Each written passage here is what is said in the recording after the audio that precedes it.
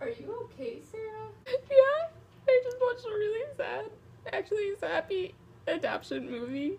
It was so beautiful. Okay. So, I just watched a movie called The Dark Matter of Love, and it was very, very good. I recommend it to everyone. It's on Netflix. Go look it up and watch it. And I actually didn't cry like I did in the skit. I don't show emotions like that. But it was very in there. So the movie is about this family. They have one daughter who looks to be around like the ages of 14 to 16. She's a teenager. She's in high school. Yeah, and then they have two mom and dad. Well, they have one mom and one dad. So you get what I'm saying. And so then they decide they're gonna adopt not one, not two, not one, not two, but three Russian children from an orphanage. The movie's kind of about if these kids can love somebody, if they've never experienced a family before, can they love somebody that's not their family? They have two young boys who are probably 5, 6 when they get adopted. And they're twins. They seem like they're a handful from the movie, but the main focus is not really on them because they're so young. At least the doctors and the psychologists think that they're gonna grow up and be just fine. The main focus is on this girl who's probably like 11, 12, and her name is Misha. It's focused on her, and she's much more reserved than the boy. Instead of like throwing temper tantrums and things like the younger boys do, she holds it all in and doesn't show her emotions, doesn't go to her family, doesn't go to her adopted family.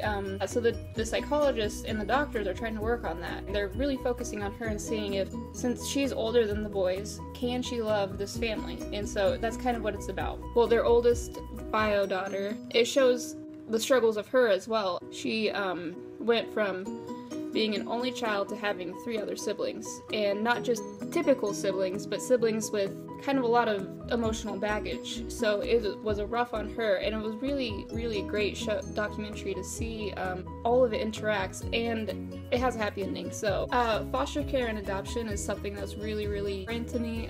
I've wanted to adopt ever since I was probably like 5, and then through looking up things about adoption, I found foster care and saw the big, huge need that foster care is, especially in America. There's so many kids out there that need a home and a place to live. What I want to do with my life, I want to be a teacher, but I want to be a foster parent more than anything. So watching this documentary, it was a really great experience. You got to see the family at the beginning. They really romanticize it.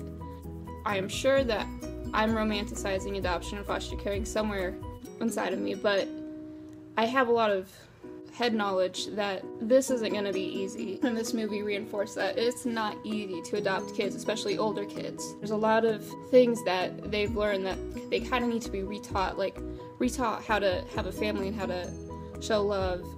And that movie did a great job capturing it. Did a great job of showing how you need to treat and talk about adoption with your bio children. And also, the family didn't learn any Russian before they might have learned Russian, but they didn't learn very much Russian. So that was a big difficulty for them, not knowing how to speak Russian, not knowing how to talk to their kids. The things that I got away from this movie is, first of all, adopt if you can. Adopt older kids, because hardly any of those kids are going to get adopted. I mean, older kids, they're harder, but they need love just like everyone else. And adoption's not for everyone, but look into it. Secondly, don't romanticize it.